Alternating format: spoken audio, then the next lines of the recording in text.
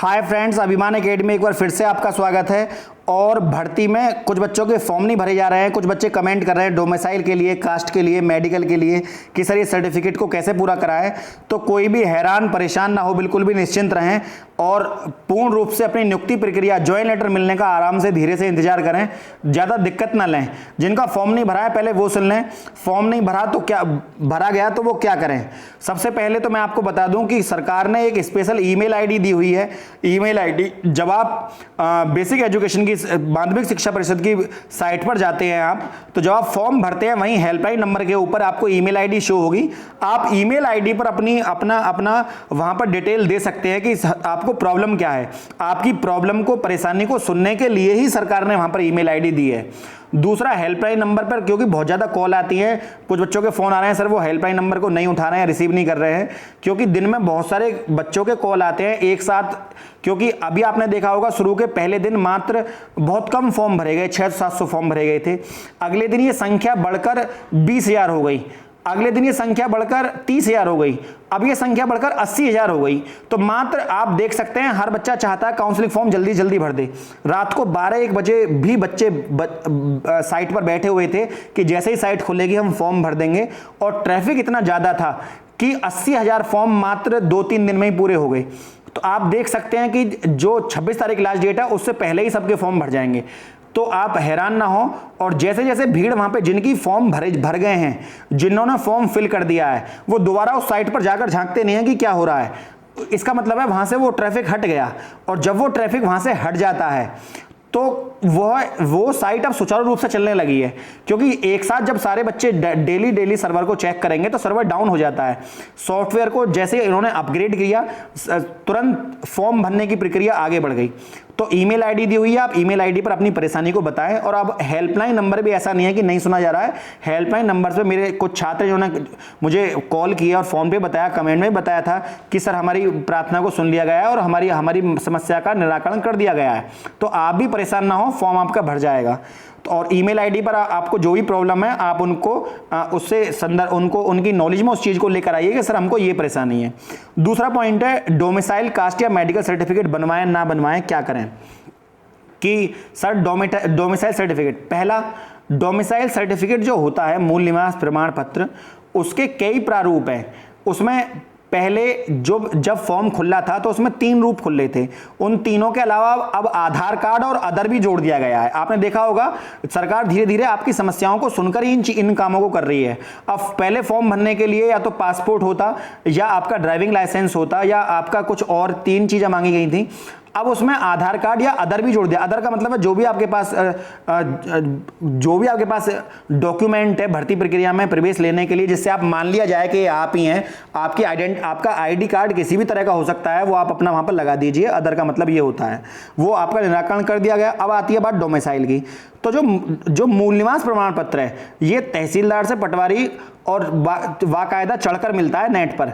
तो जिन बच्चों ने अभी पिछले 6 महीने में डोमिसाइल बनवाया, उनका ऑटोमेटिकली नेट पर वेरीफाइड होगा। अब वो हैरान ना हो, क्योंकि अब आपको हाथ से लिखे हुए डोमिसाइल नहीं मिलते हैं, अब आपको नेट पर चढ़े हुए मिलते हैं। पटवारी जब करते हैं उस चीज को नेट पर चढ़ाते हैं, उसमें एक आईडी नंबर होता है, वो नेट पर ही चढ़ा हुआ होता है। तो इसलिए बच्चे परेशान न करें, सर हमारा इस नेट पर होगा नहीं होगा, इसका रिकॉर्ड होगा नहीं होगा। तो अब जितने भी पिछले 6 महीने से जितने भी रिकॉर्ड आ रहे हैं, वो ऑटोमेटिकली जब से पटवारियों को लैपटॉप दिए गए हैं, वो इसलिए ही दिए गए थे कि ताकि उन कामों को वो ऑनलाइन कर सकें। ऑनलाइन का अर्थ ये होता है कि उनके पास उनके जो आपका डोमिसाइल होता है, इनकम सर्टिफिकेट होता है, कास्ट सर्टिफिकेट होता है, उसके ऊपर एक वेरिफिकेशन नंबर होता है, एक आईडी नंबर होता है। वो आईडी नंबर ये बताता है कि ये व्यक्ति कौन है, और बार कोड दिया जाता है बाकायदा। परेशान ना हो। डोमिसाइल सर्टिफिकेट 6 महीना पुराना है तो चल जाएगा, कोई परेशानी नहीं है। और यदि किसी ने नहीं बनवाया है तो सबको पता है लॉकडाउन की स्थिति चल रही है, आपको हैरान होने की बिल्कुल आवश्यकता नहीं है। क्योंकि ऐसे लॉकडाउन में सरकार आपसे ये नहीं कहेगी आप तहसील में जाकर भीड़ जमा करें। दूसरा है कास्ट सर्टिफिकेट। ये आप ज्वाइनिंग के बाद भी आराम से जमा कर सकते हैं, लेकिन गलत पाए गए तो आपके खिलाफ कानूनी कार्रवाई होगी। कुल मिलाकर कोई भी गलत डॉक्यूमेंट आप जमा ना करें, बाद में भी, नियुक्ति के बाद में भी। अगर आपने नियुक्ति किसी छल से ले ली है तो आपके खिलाफ केस दर्ज होगा और सारी तनख्वाह, सारा पैसा आपका वापस हो जाएगा।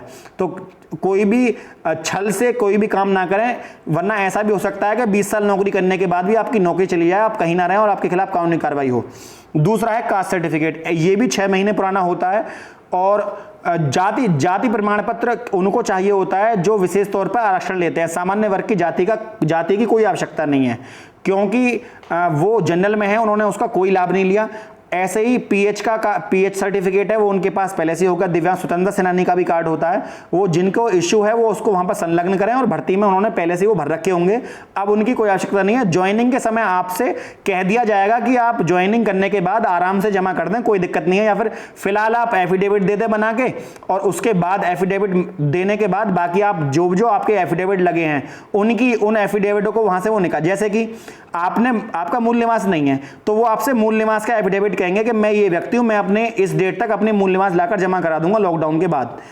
अब जैसे ही आप अपना मूल निवास बनवा कर लेकर जाएंगे, वहां से वो आपका एफिडेविट आपके डॉक्यूमेंट में से हटा देंगे और आपका कागज वहां पर रख देंगे कि ये इनका डॉक्यूमेंट आ गया, फाइल में टिक मार देंगे कि हाँ आपका डॉक्यूमेंट आ गया। तो इस तरह से आप परेशान हो। मेडिकल सर्टिफिकेट अभी नहीं चाहिए, सरकार आपका मेडिकल खुद कराएगी, आप अपना मेडिकल स्वयं ना कराएं, पहली बात। दूसरा, अलग अलग यूट्यूब पे अलग अलग यूट्यूबर्स नई नई राय दे रहे हैं। पिछली भर्तियों का आप रिकॉर्ड उठाकर देख लो, सब में एफिडेविट लगे हुए हैं। और पेंडेमिक डिजीज है, कोरोना डिजीज, इसमें कोई भी आपको घर से बाहर नहीं निकालेगा, कोई सर्टिफिकेट नहीं है। तो अभी हैरान ना हो, ना ही कहीं भीड़ लगाएं आप, ना ही घर से बाहर जाएं। जब सरकार अब आपके मोबाइल नंबर खोने पर भी आपका फॉर्म भरा रही है, तो ऐसा नहीं हो सकता कि आपको कोरोना डिजीज में आपको सरकार घर से बाहर निकाल दे के जाइए कागज बनवा कर लाइए। नौकरी मिलनी एक अलग चीज है, और आप स्वयं ही अपने आप को परेशान कर लें, ये एक अलग चीज है। परेशान ना हो बिल्कुल भी, और ज्वाइनिंग आपकी होकर रहेगी। जिनको ज्वाइनिंग लेटर मिलता है उनको मेरी तरफ से बहुत बहुत बधाइयां। शांत रहें, एकेडमिक और दोनों आपका गुणांक अच्छा है तो आपका सिलेक्शन कहीं ना कहीं 100% होगा। अलग अलग वीडियो देखकर अपना दिमाग खराब ना करें, शांत रहें, आराम से। इतने दिन आपने तपस्या की है तो इसका फल आपको मिलने वाला है। निश्चिंतता बनाए रखें और भयभीत ना हो।